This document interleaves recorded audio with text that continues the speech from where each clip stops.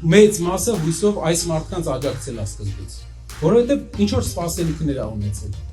Հետո չի արդարացել սպասելիքները, բայց որպեսզի դուք իմանաք ինչքան չի արդարացել, մի քիչ պատմեմ ձեզ ինչքան։ Ուրեմն Հայաստանի ու հարևան երկրների համեմատությունը պատմեմ։ Երբ որ ինքը եկել է իշխանության, Հայաստանը Ադրբեջանից 2.5 անգամ քիչ զենք ուներ։ Հիմա գիտեք ինչքան անգամ քիչ զենք ունի։ 8։ Այսինքն Ադրբեջանը 8 անգամ, մեկը 8-ին ավել զենք ունի։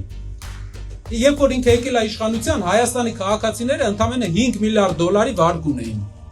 Հիմա գիտեք ինչքան վարկ ունեն, ժողովուրդ ջան։ 20 միլիարդ։ Վարկել 4 անգամ շատ, մարդ կա որ վարկ չունի ստեղ։ Ոնց որ մի հոգի երկրի ամբողջ բյուջեի աճը հնա որ ասում են աճել է 15 միլիարդ մենակ ժողովրդի վարկերն են ավելացել 7 միլիարդ էլ պետական պարտ կա ավելացրել Էտա վարկերը բայց մենք շատ ենք փող աշխատում որ շատ վարկ է ժողովուրդը վերցրել տնտեսություն որ ասում ենք տնտեսություն պետքա կառուցենք ասում են չէ պետքա քաղաքականությունից խոսանք գնանք ասենք իրար հետ պատգամավորների հետ քաղաքականությունից խոսանք տնտեսություն պետքա կառուցենք որ մարդիկ այդ վարկերի տակից կարենան դուրս գան որ բարձր աշխատավարձով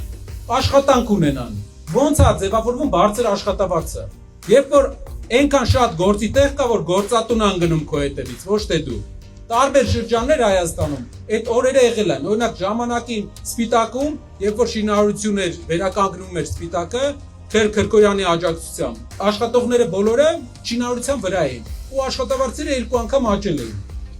Քրկոյանի շնորհիվ նույն օրինակը ամբողջ Հայաստանում եթե շատ աշխատատեղեր են լինում աշխատավարձի չափը աճում է վարկերը այսքան ծանր չեն լինում սա է մեր տեսլականը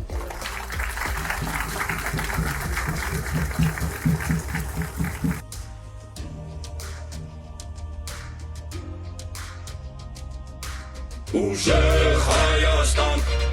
ազատ ու հզոր